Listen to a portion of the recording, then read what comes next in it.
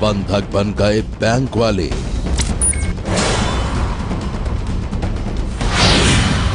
लुटेरे बन गए एटीएम वाले।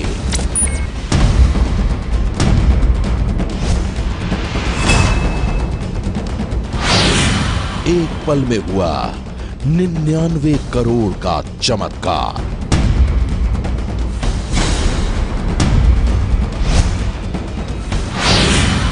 और किन्नर हो गए कैशलेस। ये बड़े बड़े नोट थोड़ी लूंगी, ये नोट अब नहीं चलते, छोटा नोट दीजिए। महीने की पहली तारीख लाई नोटबंदी की अनोखी कहानी। अथश्री नोट कथा। नोटबंदी के 22 दिन पूरे हो चुके हैं। कुछ ही मिनटों बाद दिसंबर महीने की पहली तारीख दस्तक देने वाली है। पहली तारीख यानी किसी से सैलरी लेने का दिन और किसी को सैलरी देने का दिन। लेकिन नोटों की कड़की ऐसी है कि कई लोगों की जेब अब भी खाली है। कहीं लोग पुराने नोटों को बदलने के लिए परेशान हैं, तो कहीं नए नोट नहीं मिलने से लोग गुस्से में हैं। एक जगह तो नाराज लोगों ने बैंक पर ही जड़ दिया ताला। बैंक के दरवाजे पर ताला लगा हुआ है। बैंक वाले भी बाहर हैं और बैंक के सामने बैठे हैं वो लोग जिन्हें नोटों की जरूरत है। तस्वीर चौंकाने वाली है और ये कहानी है उत्तर प्रदेश के कौशांबी जिले की।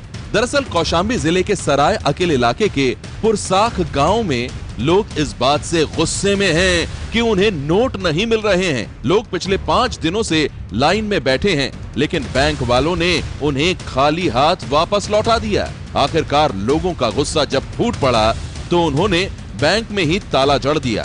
लोग इस बात पर अड़े हैं कि जब तक बैंक में कैश नहीं आता वो ना तो बैंक का ताला खोलने देंगे और ना ही बैंक कर्मियों को अंदर जाने देंगे। अब पैसा नहीं मिल रहा है लोगों को। अब रोज देखते हैं, इनसे पूछते हैं मैनेजर साहब से कि भैया काहे नहीं दे रहे हो, तो सबसे पहले तो ये कहते हैं साहब 15,000 खातेदार हैं और हमको 1-2 लाख रुपया अगर मिलता भी है तो हम सबको दे नहीं पाते। तो बहुत से लोग तो 80% लोग तो बगैर पैसे के लौट रहे हैं शुरू से। बैंक में पैसा नहीं है, अब 25 तारीख से पैसा नहीं बटा है, लोगों को रिक्वायरमेंट ज़्यादा है, इस वजह से जब उनको पूर्ति नहीं हो पा रही, इसलिए वो जब कह रहे हैं कि जब तक पैसा नहीं मिलेगा तो पब्लिक ताला नहीं खोलने दे रहे। कौशांबी में लोग नए नोट के इंतजार में बैठे हैं, वहीं दिल्ली में पुराने नोटों को नया बनाने का धंधा जोरों पर है। दिल्ली पुलिस ने नोटों के इस नटवरलाल से 3.5 करोड़ रुपए बरामद किए हैं। इन रुपयों के पीछे की कहानी चौंकाने वाली है। पुलिस की पूछताछ में पता चला है कि पुष्पेंद्र खारी नाम के इस शख्स ने एक कारोबारी से ये रुपए लिए थे। वादा ये किया था कि वो 3.5 करोड़ रुपए के पुराने नोटों को नई करेंसी में बदल देगा, लेकिन ये नोटों को बदलने के बदले उन्हें लेकर गायब हो गया। ये लोगों को इसी तरह से कि भाई आपके पैसे मैं करेंसी चेंज कर दूंगा या फिर मैं बैंक में डिपॉजिट करवा दूंगा, इस बहाने लोगों से पैसे ये करके वो चीट करता है। तो ये प्रेजेंट केस में ही कंप्लेंट के इस सिचुएशन में भी ऐसे ही हुआ और बाद में हमने इन्वेस्टिगेशन शुरू किया और इसे हमने पकड़ लिया। तो इसमें हमने रिकवरी भी हुई है 3 करोड़ 51 लाख और 70,000 की रिकवरी हुई इसमें। पुलिस के मुताबिक ये शख्स कारोबारियों को झांसा देकर उनसे पुराने नोट ले रहा था। पुलिस इस बात की जांच में जुटी है कि ये पुराने नोटों को किसके जरिए बदलने वाला था। नोट बदली के खेल में किसी बैंक कर्मी की मिलीभगत तो नहीं है। सनसनी के लिए ब्यूरो रिपोर्ट। नोटबंदी ने लोगों की जिंदगी बदल दी है और नोट की कमी से निपटने के लिए लोग नए नए तरीके भी आजमा रहे हैं। अब हम आपको दिखाते हैं कैशलेस किन्नरों की कहानी। ऐसे किन्नर जो बिना नोट के ले रहे हैं शगुन। कैसे, ये आप खुद देख लीजिए। नोटबंदी के बाद किन्नरों की कैशलेस बधाई। ये बड़े बड़े नोट थोड़ी लूंगी, ये नोट अब नहीं चलते, छोटा नोट दीजिए। स्वाइप मशीन से शगुन। वाराणसी के रहने वाले अजय मोदी दादा बने हैं। और उनके नवजात पोते को आशीर्वाद देने के लिए उनके घर में नाच गा रहे हैं किन्नर।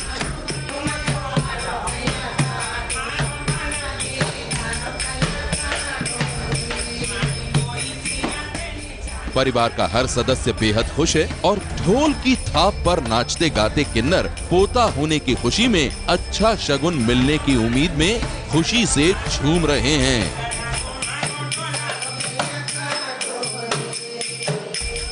बधाई के गीतों के बीच नाच गाना खत्म हुआ और फिर आया किन्नरों को नेक यानी शगुन देने का वक्त। नोटबंदी के इस दौर में घर में नए नोट नहीं थे, लिहाजा अजय मोदी की पत्नी ललिता मोदी 1000 के पुराने नोटों को लेकर किन्नरों के पास पहुंची। तो फिर क्या हुआ, जरा देखिए।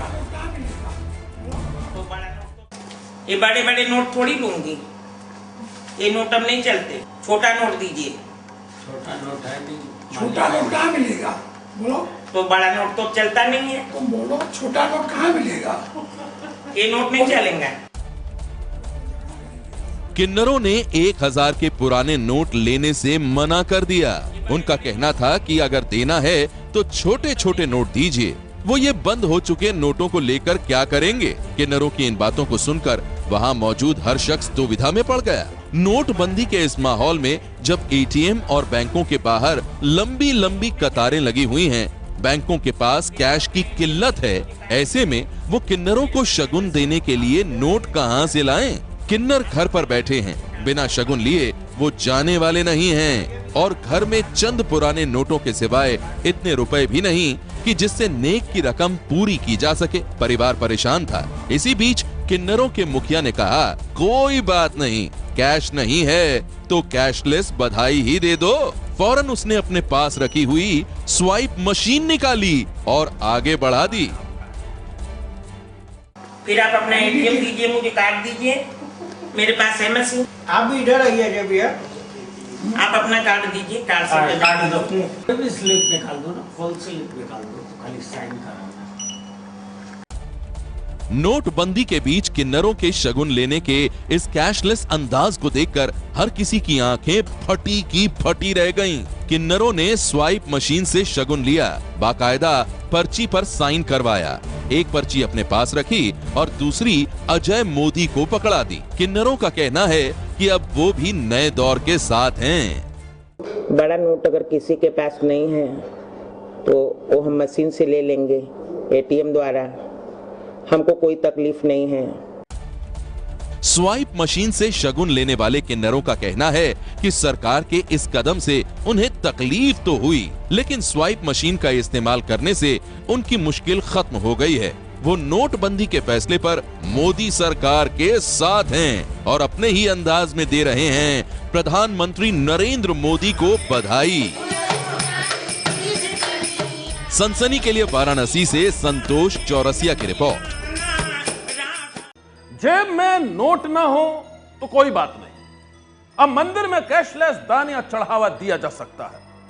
देवघर के बाबा मंदिर में अब श्रद्धालु स्वाइप मशीन से भी चढ़ावा दे सकते हैं। लेकिन अब हम आपको कैशलेस की ऐसी कहानी दिखाने जा रहे हैं जिसने एक शख्स को रातों रात 99 करोड़ का मालिक बना दिया। उस शख्स के जेब में पैसे नहीं थे, लेकिन अकाउंट में अचानक 99 करोड़ आ गए। आप खुद देखिए 99 करोड़ का यह अनोखा चमत्कार। आगरा में नोटबंदी का करोड़पति, बैंक अकाउंट में कहां से आए 99 करोड़? क्या है 99 करोड़ की मिस्ट्री? 99 करोड़ 99 लाख 51,000 रुपए। क्या आपने कभी इतनी बड़ी रकम देखी है? क्या आपने कभी इतनी बड़ी रकम के बारे में सुना है? अगर आपको पता चले कि किसी ने आपके बैंक अकाउंट में 99 करोड़ 99 लाख रुपए जमा करा दिए हैं, तो आपका पहला रिएक्शन क्या होगा? यकीनन आपके होश फाख्ता हो जाएंगे, दिल की धड़कनें बढ़ जाएंगी, दिन का चैन छिन जाएगा और रातों की नींद उड़ जाएगी। बिल्कुल ऐसा ही हुआ है संदीप तिवारी के साथ। आगरा के रहने वाले संदीप तिवारी के बैंक अकाउंट में किसी ने रातों रात करीब 99 करोड़ 99 लाख 91 हजार रुपए जमा करवा दिए। उसके बाद से ही संदीप और उसके परिवार वालों के होश उड़े हुए हैं। तो हमने सोचा लो अकाउंट में बैलेंस चेक कर लेते हैं, तो इन्होंने पहले ये चेक कर रहे थे, तो इनकी जगह पे मैंने अपना कार्ड लगा दिया। तो कार्ड लगाया तो मैंने देखा मेरे बैलेंस इतना दिखा रहा था। मैंने सोचा ये बैंक की कोई मिस्टेक है। फिर मेरे दोस्त ने अपना बैलेंस चेक किया, इन्होंने देखा तो इनका बैलेंस सेम सही दिखा रहा था। फिर मैंने दोबारा दूसरी वाली ATM मशीन से चेक किया, उसमें स्लिप भी निकली थी, तो सेम अमाउंट दिखा रहा था वो 99 करोड़ 99 लाख 91 हजार 923 रुपए। संदीप तिवारी उत्तराखंड के रुद्रपुर में एक बिस्किट कंपनी में नौकरी करता है। कुछ दिन पहले ही छुट्टी पर अपने घर आए संदीप को मंगलवार की शाम कुछ पैसों की जरूरत थी। वो अपने अकाउंट से पैसे निकालने के लिए SBI के ATM पर पहुंचा, लेकिन कई कोशिशें करने के बाद भी जब पैसे नहीं मिले तो उसने अपने अकाउंट में बैलेंस चेक करने के लिए मिनी स्टेटमेंट निकाली। मिनी स्टेटमेंट देखते ही संदीप की आंखें फटी की फटी रह गईं। उसके अकाउंट में बैलेंस की रकम थी 99 करोड़ 99 लाख 91 हजार 723 रुपए। संदीप के मुताबिक उसके अकाउंट में तो मुश्किल से 8,000 रुपए होने चाहिए थे, लेकिन ये रकम 99 करोड़ 99 लाख 91 हजार 723 रुपए कैसे हो गई, ये उसकी समझ से बाहर है। हमारा पैसा है ही नहीं है सर, तो इंक्वायरी होनी चाहिए इस पे। तो इसको बैंक की गलती, हाँ ये बैंक की गलती हो सकती है या मिस्टेक है, कुछ भी हो सकता है, या किसी ने अमाउंट डाल दिया हो अकाउंट में, कुछ भी। संदीप तिवारी ने इस बारे में ATM के गार्ड को बताया और फिर इसे ATM मशीन और सिस्टम का फॉल्ट समझकर दूसरे बैंकों के ATM से भी पैसे निकालने की कोशिश की, लेकिन वहां पर भी वही हुआ, पैसे तो नहीं निकले। बैलेंस जानने के लिए मिनी स्टेटमेंट निकाली तो उस पर फिर से वही रकम लिखी हुई थी 99 करोड़ 99 लाख 91 हजार 723 रुपए। संदीप के बैंक अकाउंट में इतनी बड़ी रकम डिपॉजिट होने की खबर सुनते ही पूरा परिवार सख्ते में आ गया। इतनी बड़ी रकम के बारे में तो इन लोगों ने अपनी पूरी जिंदगी में कभी नहीं सुना। संदीप की मां तो किसी अनहोनी के डर से बुरी तरह से घबराई हुई है। मेरे को तो एकदम सुनते ही अटैक सा पड़ने लगा, बेचैनी होने लगी और मेरे को तो ऐसा लगा कि मेरे बच्चे को किसी ने फंसा दिया है। और मेरे को तो अभी भी मेरे को परेशानी है, अभी भी मेरे से खड़ा नहीं हुआ जा रहा। क्यों? मेरे को डर लगता है, पता नहीं क्या हुआ कैसे हुआ। कभी मैंने बाप जन्म इतना पैसा नहीं देखा और आज मैं उस पैसे को देख सुनते ही पता नहीं क्या लगा कि क्या होगा, कैसे कोई बच्चे को कुछ बात न हो जाए। संदीप का परिवार डरा हुआ है कि 99 करोड़ के फेर में कहीं उनका बच्चा किसी परेशानी में न फंस जाए। वहीं रुद्रपुर की एक बिस्किट कंपनी में मामूली सी नौकरी करने वाले संदीप के लिए भी 99 करोड़ की ये रकम रहस्य बनी हुई है। संदीप का कहना है कि करीब 2 महीने पहले रुद्रपुर में भी उसे अपने बैंक अकाउंट में इतनी बड़ी रकम के बारे में पता चला था। तब तक नोटबंदी का फैसला लागू नहीं हुआ था, लिहाजा संदीप ने इसे बैंक ATM का फॉल्ट समझकर इग्नोर कर दिया। लेकिन नोटबंदी के बाद अपने अकाउंट में 99 करोड़ 99 लाख 91 हजार 723 रुपए की रकम देखकर संदीप पूरी तरह से घबरा गया है। संदीप ने इस बारे में बैंक को बता दिया है, लेकिन बैंक की तरफ से अभी तक कोई जवाब नहीं आया है। सनसनी के लिए आगरा से पंकज गुप्ता की रिपोर्ट। नोटों के लिए कहीं बैंकों के सामने लंबी लंबी कतारें लगी हैं, तो कहीं ब्लैक को व्हाइट करने का खेल चल रहा है। हर कोई नोटों के लिए बेहद परेशान है, लेकिन नोटों की मारामारी के बीच एक महिला पुलिसकर्मी ने जो किया, उसे देखकर हर कोई उसकी मिसाल दे रहा है। नोटबंदी के बाद हर कोई परेशान है। लोग लाइन में खड़े हैं, पैसे के लिए हर तरफ मारामारी मची है। हर किसी को पैसे की जरूरत है, लिहाजा बैंकों के ऊपर भी काफी दबाव है और ऐसे में संभव है कि बैंक के कर्मचारी से कोई गलती हो जाए। लेकिन इस अफरा तफरी में सामने आई है ईमानदारी की मिसाल की एक ऐसी कहानी जिसकी हर कोई कर रहा है तारीफ।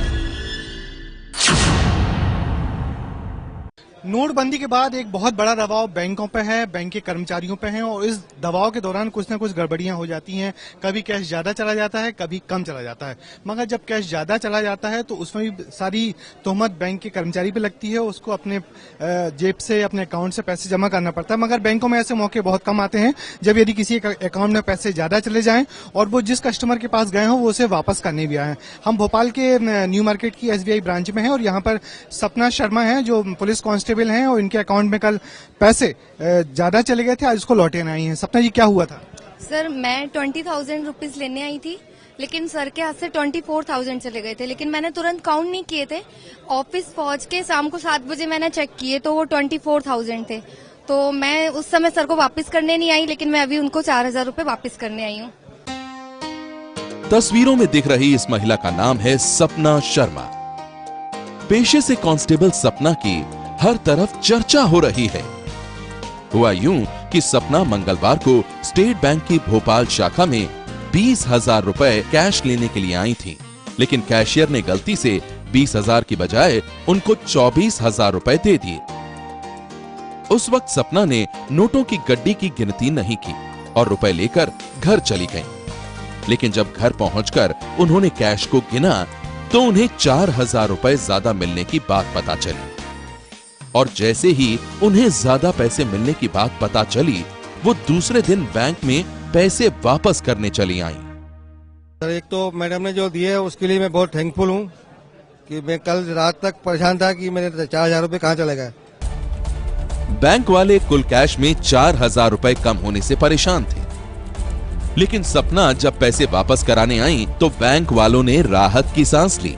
बैंक कर्मचारी सपना की ईमानदारी से बेहद प्रभावित हैं और वो उनकी तारीफ करते हुए नहीं थक रहे। बहुत शुक्रिया अदा करते हैं मैडम का and really it heads of them that उन्होंने हमें बैंक को काफी दुविधा से बचाया है। सपना के ईमानदारी भरे इस कदम से हर कोई उनकी तारीफ कर रहा है। सभी ये मानकर चल रहे हैं कि लोगों को इससे सीख लेने की जरूरत है। एक छोटा सा उदाहरण है मगर एक बहुत पॉजिटिव उदाहरण है। इन मैडम ने अपने जो 20,000 में से 4,000 जो ज्यादा पैसे आए थे वापस करने आई और निश्चित ही ईमानदारी का परिचय देके एक बेहतर काम किया है, बहुत लोगों को एक अच्छा संदेश भी दिया है। Rajesh Rajput, ABP news, Bhopal. नोटबंदी के बाद कुछ लोग रातों रात नटवरलाल बन गए। राजस्थान के 2 शख्स की कहानी भी ऐसी है। उनके पास अलग अलग बैंकों की 25 ATM मशीनों का कोड था, लेकिन नोटबंदी होते ही उनकी नीयत में खोट आ गया और उन्होंने आगे जो किया उसे देखकर आप भी चौंक जाएंगे। गिरफ्त में नोटबंदी के नटवरलाल। पुराने नोटों ने पहुंचाया हवालात। राजस्थान पुलिस की गिरफ्त में आए ये दोनों शख्स नोटबंदी के नटवरलाल हैं। नाम है ओम प्रकाश पूनिया और विजयपाल। इन दोनों पर कई बैंकों को चूना लगाने का इल्जाम है।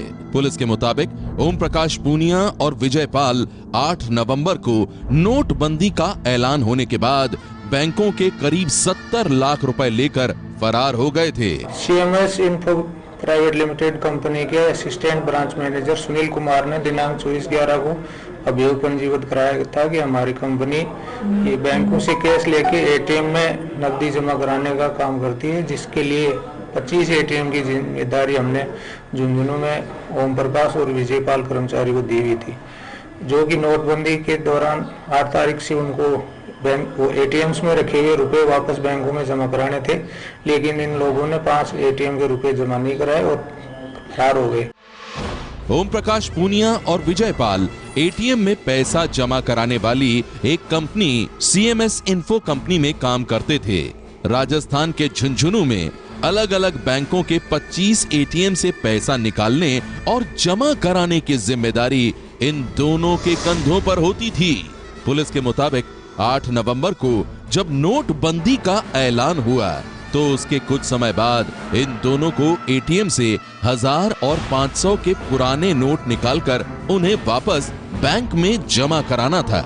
इन दोनों ने 5 एटीएम से करीब 70 लाख रुपए के पुराने नोट निकाले थे, लेकिन इतनी बड़ी रकम देखकर इनका ईमान डोल गया। पुलिस के मुताबिक उस रकम को वापस बैंकों में जमा कराने की बजाय ये दोनों शातिर बदमाश रातों रात गायब हो गए। नोटबंदी के नटवर लालों के गुनाह की भनक लगते ही कंपनी के आला अधिकारियों ने इनके खिलाफ केस दर्ज करवा दिया। ये दोनों पिछले 20 दिनों से पुलिस के साथ आंख मिचौली का खेल खेल रहे थे। आरोपियों को कल दिनांक उनके कहीं भागने की फिराक की सूचना मिलने पर नवलगढ़ से गिरफ्तार किया गया। आरोपियों ने पूछताछ पर बताया कि वो 2008 से कंपनी में एटीएम में पैसे डालने के दौरान हेराफेरी करते लगे हुए हैं। इस दौरान उन्होंने करीब 70 लाख रुपए का गबन करने की जानकारी दी। आरोपियों से रुपये बरामदगी की कोशिश की जा रही है। करीब 20 दिनों की मशक्कत के बाद पुलिस ने दोनों आरोपियों को गिरफ्तार तो कर लिया, लेकिन वो 70 लाख रुपए की रकम अभी तक बरामद नहीं हुई है, जिसके लालच ने इन्हें गुनाहगार बना दिया था। सनसनी के लिए ब्यूरो रिपोर्ट। आतंकी हमले के बाद सेना का सर्च ऑपरेशन। आज सुबह एक बार फिर से सेना ने इस इलाके में और आर्मी कैंप में अपना सर्च अभियान शुरू किया। सामने आई खौफनाक हमले की पूरी कहानी। कि नगरोटा में आतंकियों को स्थानीय मदद भी मिली थी, उन्हें यहां पर एक गाड़ी से छोड़ा गया था। सुरंग से आए थे मौत के दस्ते। आतंकी टनल के जरिए सीमा पार कर भारत में घुसे थे। पाकिस्तान के खूनी मोहरे। नगरोटा आतंकी हमले के बाद अब हुआ है एक बड़ा खुलासा। सामने आई है पाकिस्तान की नापाक चाल की खौफनाक कहानी। एनकाउंटर के बाद मौके से मिले सबूतों ने मौत के दस्तों को भेजने वाले मास्टरमाइंड का कर दिया है खुलासा। देखिए पाकिस्तान के खूनी मोहरों की ये सनसनीखेज कहानी। वो नगरोटा में मौत बनकर आए थे।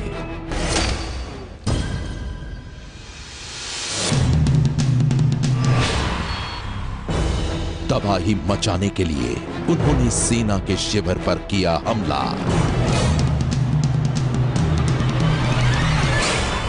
मौत के दस्तों का सेना ने किया बहादुरी से मुकाबला। मारे गए हमले में शामिल 3 आतंकी।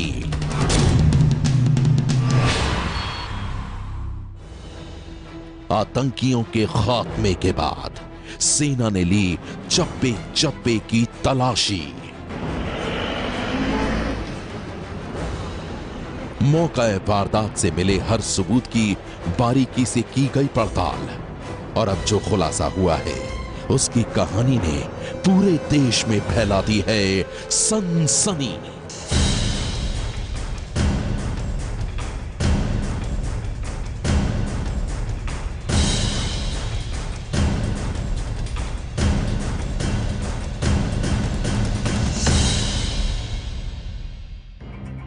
नगरोटा आतंकी हमले के बाद मारे गए आतंकियों के पास से जो सबूत मिले हैं उसने पाकिस्तान के नापाक चेहरे को फिर से उजागर कर दिया है। सूत्रों के मुताबिक एनकाउंटर के बाद सेना को मौके से हाथ से लिखे पेपर मिले हैं और उन पेपर्स पर लिखा है अफजल गुरु का दस्ता। सूत्रों के मुताबिक अफजल गुरु का दस्ता खतरनाक आतंकी संगठन जैश-ए मोहम्मद का ही एक धड़ा है, और इसलिए इस हमले के बाद आशंका यही जाहिर की जा रही है कि इसमें जैश-ए मोहम्मद का ही हाथ है। नगरोटा में सेना के कैंप पर हुए आतंकी हमले में अब जैश-ए मोहम्मद का नाम सामने आ रहा है। पठानकोट और उरी के बाद ये तीसरा बड़ा हमला है जिसमें जैश-ए मोहम्मद आतंकी संगठन का नाम सामने आ रहा है। आतंकी संगठन जैश-ए मोहम्मद के आतंकी अपने आका पाकिस्तान की शह पर भारत में कई हमलों को अंजाम दे चुके हैं, लेकिन इस बार जैश-ए मोहम्मद के आतंकियों ने जिस तरह से नगरोटा के आर्मी कैंप पर हमला किया वो कहानी बहुत कुछ कहती है।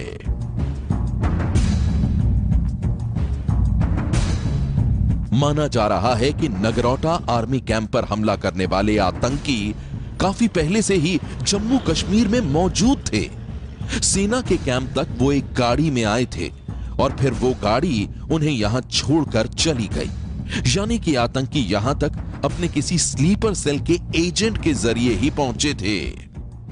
जो जानकारी अब तक मिली है सूत्रों के मुताबिक एबीपी न्यूज़ को, उसके मुताबिक जो 3 आतंकी मारे गए मंगलवार को नगरोटा के आतंकी कैंप में, उनके पास से जो ऐसे हाथ से लिखे हुए पैम्फलेट्स मिले हैं, पेपर मिले हैं, जिसमें लिखा गया है कि अफजल गुरु स्क्वाड का नाम दिया गया है। अफजल गुरु स्क्वाड दरअसल जैश ए मोहम्मद का ही एक संगठन है जो कि कश्मीर में स्थानीय तौर पर काम करता है। हालांकि इसके आतंकी सभी जो हैं वो पाकिस्तान के ही हैं, पाकिस्तान से ही आते हैं। हालांकि जैश ए मोहम्मद के इस संगठन को जो स्थानीय सपोर्ट जरूर मिलता है, जो ओवरग्राउंड वर्कर्स OGWs हैं उनकी मदद मिलती है। और जो अब तक की जो जांच हुई है, प्रारंभिक जांच हुई है नगरोटा आतंकी हमले की, उसमें भी ये बात सामने नजर आ रही है कि इन तीनों आतंकियों को यहां तक पहुंचाने में, यानी कि नगरोटा के सेना कैंप तक पहुंचाने में जो OGWs का हाथ जरूर रहा होगा, क्योंकि बताया जा रहा है कि तीनों आतंकी एक गाड़ी में आए थे और उसके बाद यहां तक जब पहुंचे हैं पुलिस की यूनिफॉर्म पहनकर आए थे। पुलिस की यूनिफॉर्म भी उनको ये माना जा रहा है कि कहीं से जो स्थानीय उनके जो सपोर्टर्स थे या मददगार थे उन्होंने जरूर दी होगी।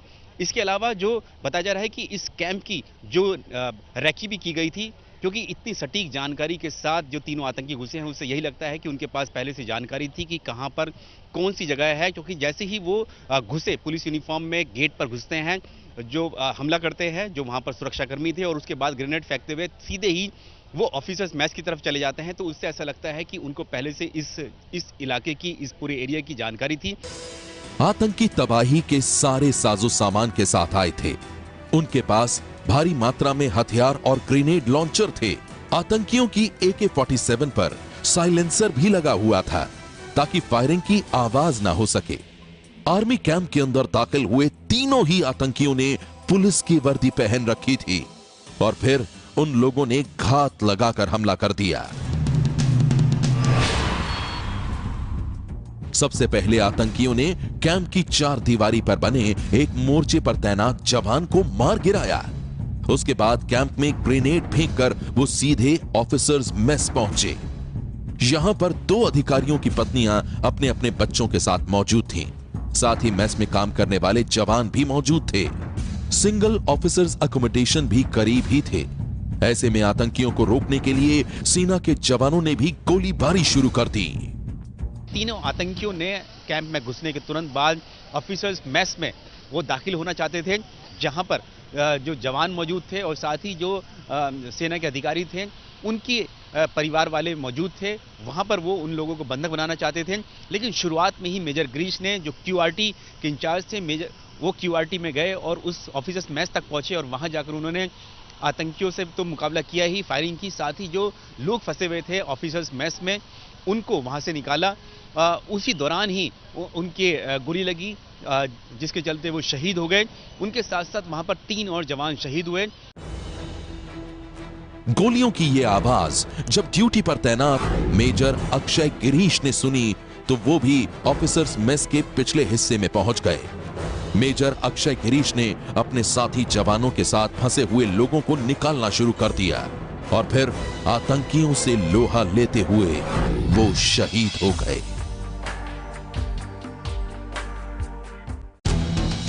आतंकियों से मुकाबला करते हुए मेजर अक्षय के साथ ही 2 और जवान भी शहीद हो गए। जिस वक्त सेना और आतंकियों के बीच मुठभेड़ चल रही थी, उस वक्त आर्मी ऑफिसर्स मेस में 2 अधिकारियों की पत्नियां अपने बच्चों के साथ मौजूद थी। दोनों ने ही दिलेरी और सूझबूझ से काम लिया। दोनों ने दरवाजा बंद कर दिया, जिसकी वजह से आतंकी अंदर नहीं घुस पाए। 2 अधिकारियों की पत्नी भी ऑफिसर्स मेस में थी, उन अपने बच्चों के साथ थी। उन्होंने भी बहादुरी का परिचय दिया और उन्होंने जो घर था जहां पर वो आतंकी घुसने की कोशिश कर रहे थे, उन्होंने उसको पूरी तरह से घर को अंदर दाखिल होने नहीं दिया। उन्होंने दरवाजे बंद कर लिए। आर्मी कैंप में घुसे आतंकी अंधाधुंध फायरिंग कर रहे थे। इसी बीच मौके पर स्पेशल फोर्सेस के कमांडोज भी पहुंच गए और फिर करीब 12 घंटे बाद तीनों आतंकी मार गिराए गए।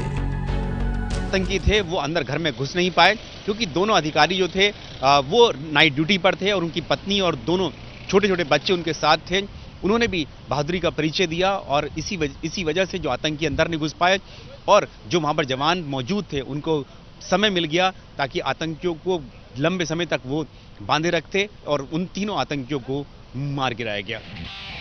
सूत्रों के मुताबिक नगरोटा आर्मी कैंप पर जिन 3 आतंकियों ने हमला किया था उनमें से एक आतंकी दूसरे 2 आतंकियों को निर्देश दे रहा था। दिल दहला देने वाले इस आतंकी हमले के बाद थल सेना अध्यक्ष जनरल दलबीर सिंह ने भी नगरोटा पहुंचकर सुरक्षा व्यवस्था का जायजा लिया। सेना प्रमुख उस जगह पर भी गए जहां आतंकी हमला हुआ था।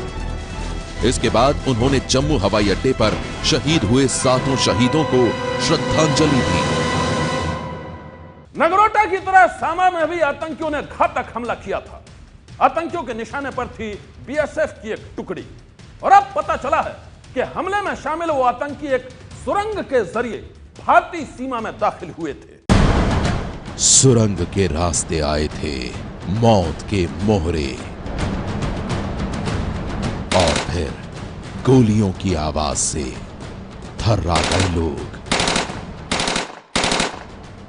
जी हां, आतंक की एक ऐसी ही सुरंग के जरिए पाकिस्तानी आतंकवादी कल सांबा के चमलियान इलाके में आए थे। आतंकवादी जिस सुरंग के जरिए दाखिल हुए थे उसकी जानकारी आज सुबह बीएसएफ को मिली।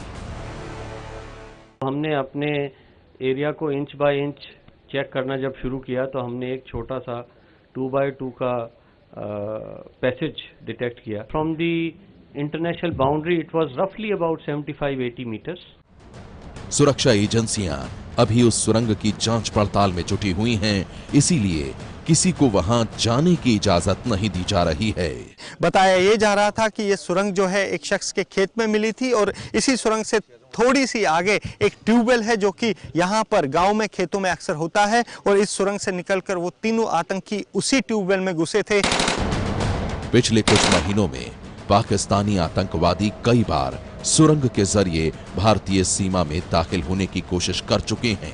कुछ दिनों पहले भी सेना को एक ऐसी ही सुरंग की जानकारी मिली थी जिसके जरिए आतंकवादी भारत में आए थे। खुफिया एजेंसियों ने उसके बाद सुरंग से आने वाले आतंकवादियों को लेकर अलर्ट भी जारी किया था। यहाँ पर यह भी अहम है कि जो सुरक्षा एजेंसियां हैं उन्होंने लगातार इसी महीने की शुरुआत में बीएसएफ और दूसरी एजेंसीज को ये चेता दिया था कि पाकिस्तान इस तरह की सुरंग इस इलाके में बना सकता है और ये अलर्ट जो सुरक्षा एजेंसियां हैं, जो मिलिट्री इंटेलिजेंस है, उसने पहले ही साझा की थी और जिसके बाद अब इस तरह की सुरंग मिलना एक बहुत बड़ा जो खतरा है हम कह सकते हैं सुरक्षा के लिए, वो है। सुरक्षा विशेषज्ञों के मुताबिक आतंक की सुरंग के पीछे पाकिस्तानी सेना और वहां की खुफिया एजेंसी आईएसआई का हाथ है। उन्हीं की शह और मदद से आतंकवादी सीमा पार से जमीन खोदते हुए भारतीय सेना में दाखिल होते हैं। भारत पाकिस्तान सीमा पर सुरंग के जरिए जो कुछ होता है उसको सलमान खान की फिल्म बजरंगी भाईजान में दिखाया गया है। बॉलीवुड की इस फिल्मी कहानी में कल्पना का तड़का लगा है, लेकिन सांबा के चमलियान इलाके में आए आतंकी तो खूनी खेल खेलने के लिए ही हिंदुस्तानी सरजमी पर आए थे।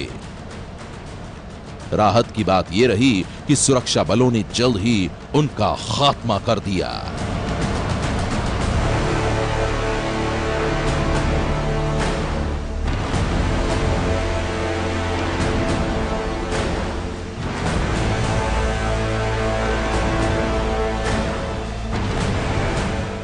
सनसनी के लिए अजय बाचलू के साथ नीरज राजपूत की रिपोर्ट।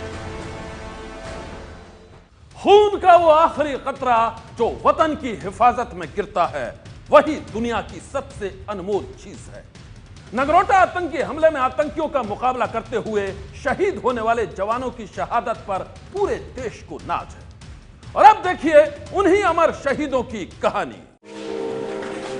अब इस मां का बेटा कभी घर नहीं लौटेगा। इस पिता की आंखों का चिराग हमेशा के लिए बुझ गया।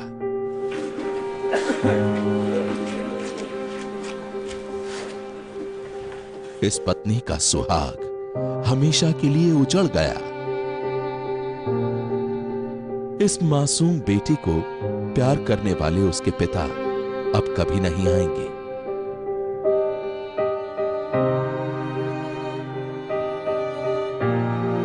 अभी पिछली रविवार की ही तो बात है जब मेजर कुणाल गोसावी की मां उन्हें पुणे एयरपोर्ट पर छोड़ने के लिए गई थी। मेजर कुणाल रविवार को ही 1 महीने की छुट्टी से कैंप वापस लौटे थे, लेकिन इस मां को बिल्कुल भी इल्म नहीं था कि वो अपने बेटे को आखिरी बार विदा करने आई हैं। पिता की आंखों में आंसुओं का सैलाब है और हाथ में शहीद बेटे की तस्वीर। पिता मुन्ना गिर के ऊपर गमों का पहाड़ टूट पड़ा है। मेजर कुणाल के पिता बेटे की यादों को तस्वीरों में संजोए बैठे हैं और वही यादें आज आंसू बनकर बह रही हैं।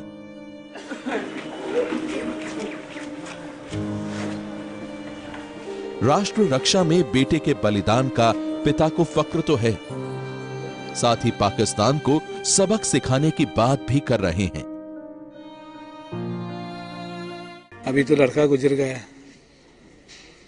हम देश के लिए उन्हें जान दिए। बस अब आगे ऐसा होना नहीं चाहिए। जो आखिरी के उनको कुछ तो करना चाहिए, उनको खत्म करना चाहिए। आर पार की लड़ाई होनी चाहिए। कितने दिन चलेगा, कितने जवान खत्म हो जाएंगे, कुछ तो करना चाहिए ना गवर्नमेंट ने। आर पार की लड़ाई होना ही चाहिए। मेजर कुणाल अपने पीछे पत्नी उमा और मासूम बेटी उमंग को छोड़ गए। इस नन्ही सी जान को पिता का प्यार समझ में आता, उससे पहले ही पिता ने राष्ट्र रक्षा में प्राणों की आहुति दे दी। पत्नी उमा के माथे का सिंदूर मादरे वतन की हिफाजत में मर मिटा। महाराष्ट्र के पंढरपुर में जन्मे शहीद मेजर कुणाल ने साल 2006 में आर्मी ज्वाइन की थी। 31 साल के कुणाल की शादी साल 2009 में हुई। 3 भाइयों में सबसे छोटे कुणाल 166 मीडियम रेजिमेंट में तैनात थे। कल जैसे ही नगरोटा के आर्मी बेस पर आतंकियों ने हमला बोला तो फायरिंग की आवाज सुनकर क्यूआरटी इंचार्ज मेजर कुणाल वहां पहुंच गए और वहां फंसे लोगों को बचाने के दौरान ही सीधी गोली आकर मेजर कुणाल को लग गई। नगरोटा आतंकी हमले में सेना ने अपना एक जांबाज अफसर खो दिया।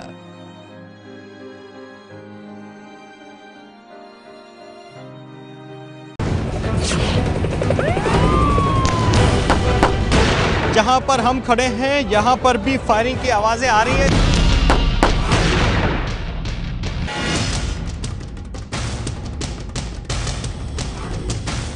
बेंगलुरु के मेजर अक्षय गिरीश भी वीर गति को प्राप्त हुए। मेजर अक्षय का बचपन बेंगलुरु के इसी घर में बीता था। आज यहां मातमी सन्नाटा पसरा है। शहीद अक्षय अपनी पत्नी संगीता और 2.5 साल की बेटी नैना के साथ नगरोटा में ही आर्मी कैंप में रहते थे। साल 2007 में 31 साल के मेजर अक्षय गिरीश सेना में भर्ती हुए थे। वो 21 इंजीनियर्स रेजिमेंट में तैनात थे।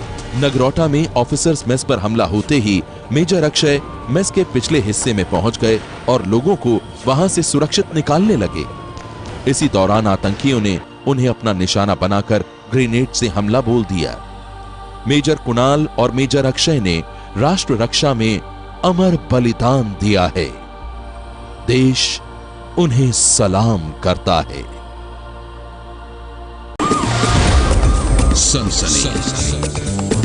अमर वही होते हैं जो देश के लिए जीते हैं और देश के लिए ही मर मिट जाते हैं। देश के ऐसे शूरवीरों को हम भी सलाम करते हैं। आज की सनसनी में बस इतना ही। आप रहिएगा होशियार। सन्नाटे को चीरती सनसनी फिर देगी दस्तक आपकी दहलीज पर।